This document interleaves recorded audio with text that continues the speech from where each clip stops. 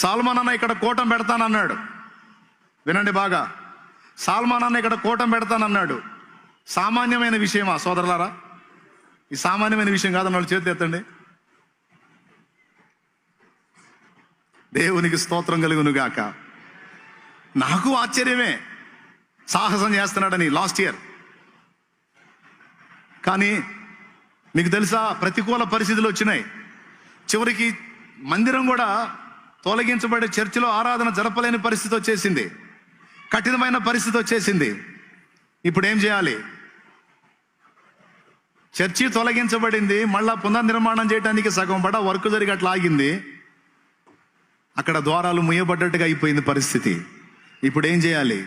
ఈ శ్రమ అన్న విశ్వాసాన్ని ప్రదర్శించడానికి ఒక అద్భుతమైన అవకాశంగా మారింది. దైవజనుడి లైఫ్లోనే జరిగిన సాక్ష్యం ఇది. ఇప్పుడు నాకు అక్కడ ద్వారం మూసేశారు శత్రువులు.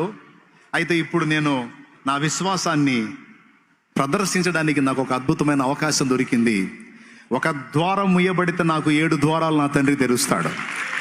చిన్నది ముయ్యబడితే పెద్దది ఓపెన్ చేస్తాడు నాకు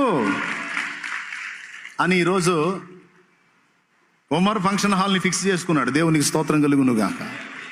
ఇక వారం ఇక్కడ నెక్స్ట్ సండే నుంచి ఇక్కడ స్టార్ట్ అవుతుంది, ఆరాధన స్టార్ట్ అవుతుంది. దేవునికి మహిమ కలుగును గాక. విశ్వాసాన్ని ప్రదర్శించటం అంటారు దీన్ని. ఏ ధైర్యంతో నువ్వు ఈ పనికి పూనుకుంటున్నావు? ఆయన మనస్సాక్షి కూడా ఆయన ప్రశ్నించిద్ది. నా ఓటోడు అడుగుతాడు, కొంతమంది సేవకులు అడుగుతారు, లేదా కొంతమంది సంఘ విశ్వాసులే ప్రశ్నిస్తారు, ఏంటన్నా నీ ధైర్యం అని. నా ధైర్యం దేవుడే, నా ధనం ఆయనే. నాకైతే ఛాన్స్ వచ్చింది. బలమైన శ్రమ బలమైన విశ్వాసాన్ని ప్రదర్శించడానికి నాకు అవకాశంగా ఏర్పడింది. ఇప్పుడు నేను విశ్వాసాన్ని ప్రదర్శిస్తాను. నేను ఏ ఫలం పొందుతానో మీరు చూస్తారు. ఒకటి, మనలో ఎగస్టాలను తొలగించడానికి మనల్ని కఠినమైన అనుభవాలు గుండా తీసుకెళ్తాడు. రెండవది, తన శక్తి ఏమిటో మనం చూడడానికి కూడా మనల్ని అనుభవాల్లో గుండా తీసుకెళ్తాడు. చూడొద్దు మరి, ఆయన శక్తి చూడొద్దు. దేవునికి మహిమ. 2006వ సంవత్సరం కొత్తగా పరిచర్య మొదలుపెట్టా. 2007 తెల్లారితే 31st నైటు ఆ ఉన్న 40-50 మంది ఆనందంగా హల్లెలూయా స్తోత్రాలు చెప్పుకుంటూ ఆరాధన చేసుకుంటున్నాం. 31st నైటు గుట్టగుట్లాడే ఒక ఆమెను తీసుకొచ్చారు మందిరంలోకి. గుట్టగుట్లాడుతుంది. అద్దీల్లో వాళ్ళు ఉండేది, వాళ్ళ ఇంట్లో పోయిద్దేమని మందిరంలో తెచ్చారు. మందిరంలో పోతే ప్రాబ్లం ఉంటుంది కదా అని. సరే, ఆమె చూసినప్పుడు డౌట్ వచ్చింది నాకు. దాదాపు ఫైనల్ స్టేజ్లో ఉంది. అయ్యా, ఇంకా సేపటికి ఆరాధన స్టార్ట్ అయింది. అందరూ సంతోషంగా దేవుని మయంపరుచుకొని, వాక్యాన్ని విని, వాగ్దానాలు తీసుకొని సంతోషంగా దేవుని మయంపరుచుకునేటువంటి టైం వస్తుంది. ఈలోపు అక్కడ ఉన్నోడు సైగ చేశాడు. ఆ కొద్దిపాటి సంఘంలో, ఆ కొద్దిపాటి పాకలో ఉన్న జనాల మధ్యలో పండుకోబెట్టారు ఆమెని. సగం ప్రార్థన అయినాక సైగ చేశాడు అక్కడ కూర్చున్నాడు పోయిందని. ఇప్పుడు ఎట్లుంటుందండి? కొత్తగా మొదలు పెట్టాం పరిచర్య, ఫలానా చర్చిలో ఒక ఆమె పోయిందంటే ఏమంటారు? నేను కూడా పోను, నేను పోతే నేను పోతానేమో.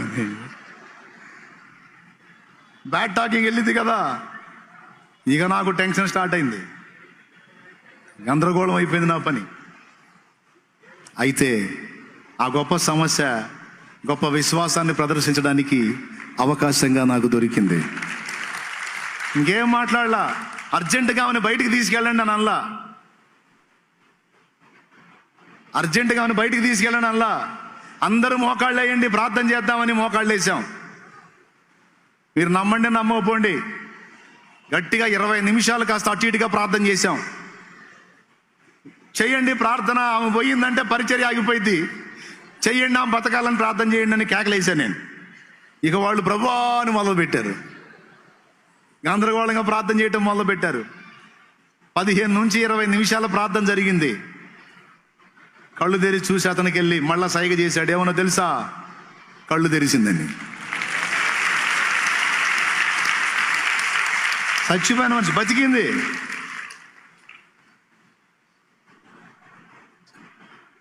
ఆశ్చర్యం నాకు, బతికింది. చూడండి, ఒక గొప్ప శ్రమ దేవుని గొప్ప శక్తి మనం చూడటానికి ఎంతగా దోహదపడుతుందో చూడండి.